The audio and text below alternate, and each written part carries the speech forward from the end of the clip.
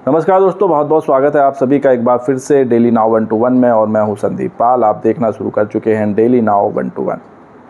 बिहार चुनाव जैसे जैसे करीब आ रहा है वैसे वैसे महागठबंधन में सीटों को लेकर रार मचनी शुरू हो गई है। हालांकि अभी तक सीट बंटवारे को लेकर कोई फाइनल फैसला हुआ नहीं है, लेकिन जो तमाम सहयोगी दल हैं उन्होंने अपनी अपनी डिमांड भी बता दी है और अपना अपना रुख भी साफ कर दिया है।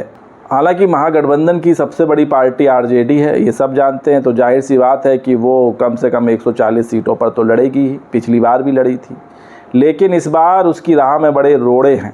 रोड़े इस मायने में हैं कि जो कांग्रेस है वो भी 50 से ज़्यादा सीटों पर लड़ने की डिमांड कर रही है। हालांकि पहले ये आंकड़ा उसका 70 के पार था, लेकिन जैसे जैसे चुनाव करीब आया है वैसे वैसे उसने थोड़ा अपनी जो डिमांड है उसको कम किया है।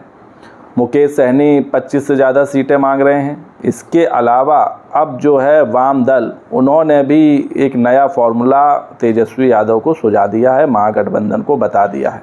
लेफ्ट दलों का कहना है कि बीते चुनावों में जिसका जैसा स्ट्राइक रेट रहा उस हिसाब से उसको सीटें मिलें।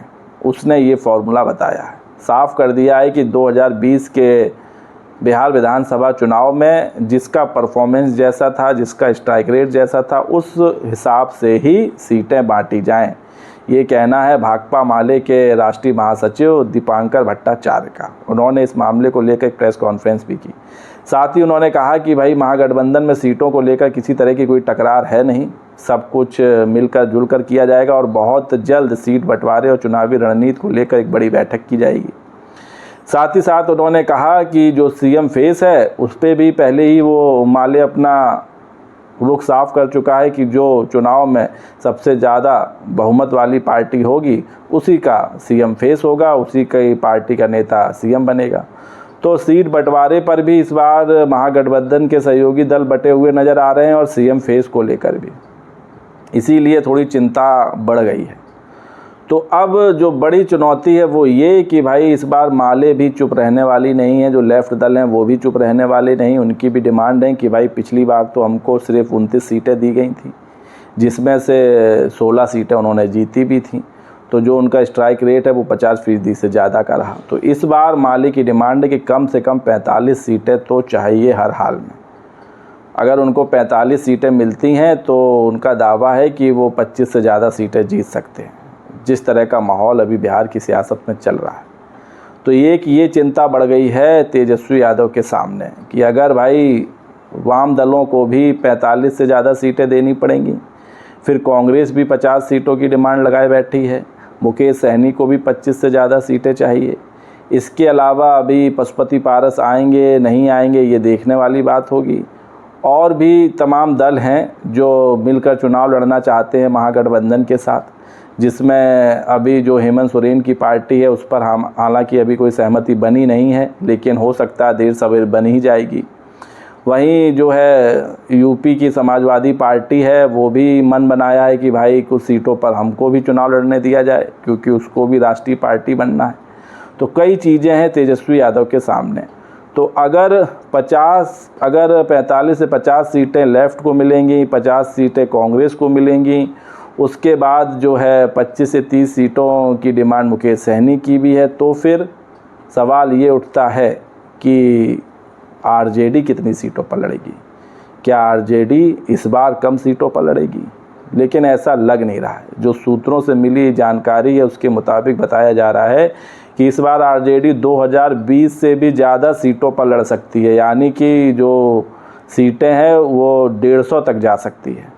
तो किस तरह सामंजस्य बैठाया जाएगा, किस तरह सीट बंटवारा होगा, ये एक पहेली बना हुआ है। हालांकि कुछ लोगों का कहना है कि अभी सब डिमांड कर रहे हैं, ज़्यादा बता रहे हैं, क्योंकि पॉलिटिक्स में जानते ही हैं जब आप 20 की डिमांड करोगे तब 5 नसीब होती है। तो इसलिए जो सहयोगी दल हैं वो बढ़ा चढ़ाकर सीटें बोल रहे हैं, और जब टेबल पर सीट बंटवारा होगा तो ये तय हो जाएगा कि किसको कितनी सीटें मिलनी है और सब राजी भी हो जाएंगे। लेकिन इस बार जो बड़ी चुनौती है वो कांग्रेस और लेफ़्ट दल बने हुए। हालांकि मुकेश सहनी तो ये कह चुके हैं कि वो बीजेपी को सरकार में आने से रोकने के लिए सीटों की कुर्बानी देने को भी तैयार हैं। तो उनको अगर 2-4 कम सीटें भी कर दी जाएंगी तो भी उनको कोई गिला शिकवा होगा नहीं। और वो तब भी महागठबंधन के साथ ही रहेंगे। वो कह चुके हैं कि वो महागठबंधन के साथ मिलकर ही चुनाव लड़ेंगे, उनको कहीं जाना नहीं। हालांकि बीजेपी ने उन पर डोरे डालने की बहुत कोशिश की है, लेकिन वो टस से मस हो नहीं रहे। तो ये भी एक बड़ा सवाल बना हुआ है। तो अब लेफ्ट पार्टियों ने जो रुख अपनाया है वो कहीं ना कहीं तेजस्वी यादव को टेंशन दे सकता है और सीट बंटवारे को और पेचीदा बना सकता है। तो कैसे सीट बंटवारा होगा, कैसे सीटें बांटी जाएंगी, क्योंकि अभी जो खबर उड़ती हुई आई थी उसके मुताबिक कहा जा रहा था कि शायद अब हेमंत सोरेन की जो पार्टी है जेएमएम, वो अकेले दम पर ही चुनाव लड़े, क्योंकि काफ़ी दिन से उनका मामला अटका हुआ है। अभी तक महागठबंधन की तरफ से उनको वो तवज्जो नहीं दी गई है जिसकी वो उम्मीद कर रहे थे, ना किसी बैठक में उनको इनवाइट किया गया, तो उससे वो भी थोड़ा आहत हैं। उनका कहना है कि जब झारखंड में चुनाव हुए थे तो तेजस्वी यादव की आरजेडी को 6 सीटें दी गई थी और 4 सीटें हालांकि आरजेडी जीती थी और एक उनके विधायक को मंत्री भी बनाया है। तो अब लौटाने की बारी आरजेडी की है। तो आरजेडी इस मैटर पे क्या स्टेप लेती है ये भी देखने वाली बात होगी। फिलहाल महागठबंधन में सीट बंटवारा थोड़ा पेचीदा होता जा रहा है। लेफ्ट ने भी अपनी डिमांड बढ़ा दी है, वो भी चाहती है कि भाई चुनाव 5 साल बाद आता है, तो इस बार अगर मौका चूके तो फिर 5 साल इंतज़ार करना पड़ेगा। इस बार जो कुछ है तो ले लो। तो 45 से ज़्यादा की जो रट है वो लगाए बैठी है लेफ़्ट पार्टी। मुकेश सहनी 25 से ज़्यादा, और कांग्रेस ने भी एक फार्मूला सेट किया है। जो सूत्रों से मिली जानकारी है उसके मुताबिक कि उसने 90 सीटें चिन्हित की हैं।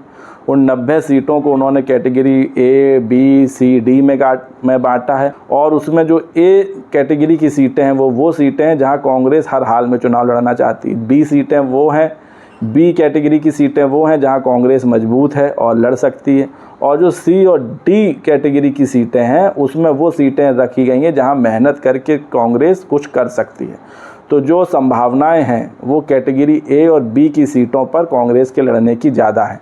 अब कैटेगरी ए और बी में कितनी सीटें हैं, 40-40 सीटें हैं कि 30-30 सीटें हैं, ये अभी खुलासा नहीं हो पाया है, लेकिन सीटों को कांग्रेस ने बांटा इसी आधार पर है।